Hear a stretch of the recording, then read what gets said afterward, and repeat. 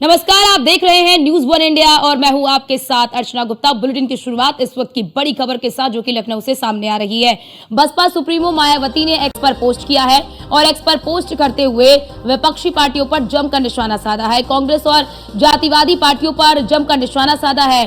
पार्टियों को बुरे दिनों में दलितों का हक याद आता है, पार्टियां अच्छे दिनों में इनको दरकिनार कर देती है। उन्होंने क्या लिखा है अपने इस पोस्ट में आपको दिखा रहे हैं। देश में अभी तक हुए राजनीतिक घटनाक्रमों से ये साबित होता है, खासकर कांग्रेस व अन्य जातिवादी पार्टियों को अपने बुरे दिनों में तो कुछ समय के लिए इनको दलितों को मुख्यमंत्री व संगठन आदि के प्रमुख स्थानों पर रखने की जरूर याद आती है, लेकिन ये पार्टियां अपने अच्छे दिनों में फिर इनको अधिकांशतः दरकिनार कर देती है तथा इनके स्थान पर फिर उन पदों पर जातिवादी लोगों को ही रखा जाता है, जैसा कि अभी हरियाणा प्रदेश में भी देखने के लिए मिल रहा है। जबकि ऐसे अपमानित हो रहे हैं दलित नेताओं को अपने मसीहा बाबा साहेब डॉक्टर भीमराव अम्बेडकर से प्रेरणा लेकर उन्हें खुद ही ऐसी पार्टियों से अलग हो जाना चाहिए तथा अपने समाज को फिर से ऐसी पार्टियों से दूर रखने के लिए उन्हें आगे भी आना चाहिए, क्योंकि परम पूज्य बाबा साहेब डॉक्टर भीमराव अंबेडकर।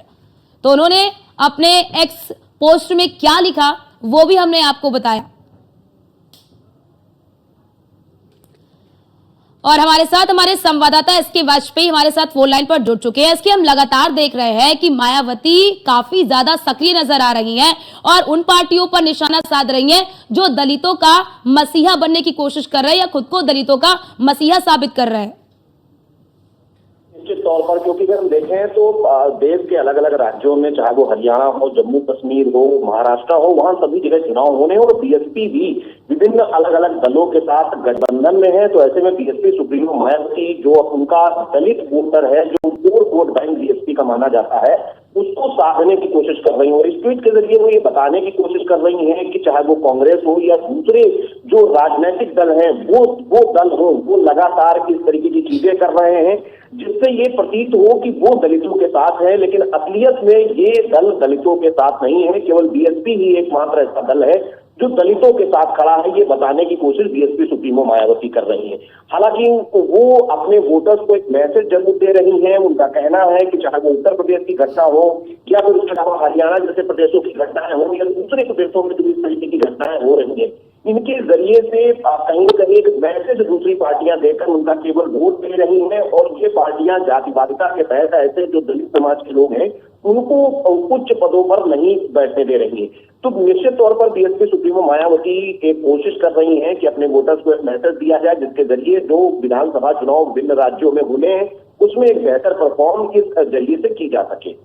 एसके, क्योंकि हमने देखा है कि आजकल क्या हमेशा ही जब मायावती काफी ज्यादा एक्टिव नजर आ रही है, क्या मायावती इन प्रयासों से अपने खोए हुए वोट बैंक को दोबारा पाने का प्रयास कर रही हैं?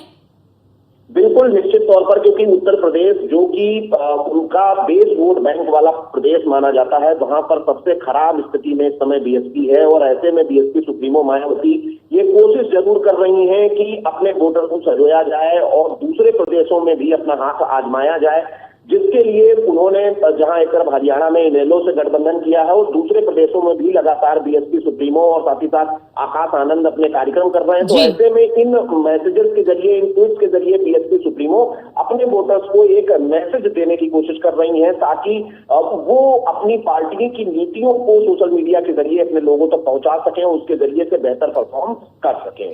बहुत शुक्रिया आपका इसके हमारे साथ जुड़ने के लिए और ये महत्वपूर्ण जानकारी हमारे दर्शकों तक साझा करने के लिए।